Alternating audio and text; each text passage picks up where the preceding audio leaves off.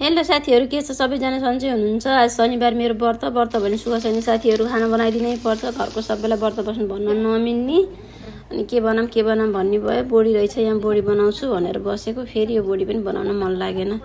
अनि फेरि के बनाउने होला भन्दै फेरि हिजो ल्याकल कति थोरै पनिर बचेको थियो साथीहरू, हिजो नि बनाएको थिएँ। अनि थोरै मटर र पनिर मटर र चना सिटी लगाइदिएँ। अनि त्यसपछि पनिर बनाएँ। अनि चुकाउनीको लागि पनि सामानहरू रेडी बनाउँदै थिएँ। अनि त्यसपछि यता चुकाउनी पनि बनाएँ साथीहरू।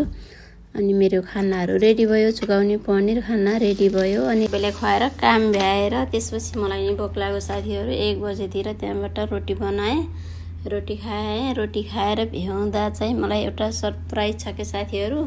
त्यो के हो भने नि, मेरो माइतबाट मामा माइजू आउनु भएको छ, मामाको घरबाट। अनि कति खुसी लाग्यो कि साथीहरू, यसरी एक्कासी फोनै नगरिकन आउँदाखेरि त एकछिन त म त अचम्मै परिराखेको। मेरो माइत मामाको घर फेरि अलिक टाढा छ कि साथीहरू, म यता कपिलवस्तुतिर छु।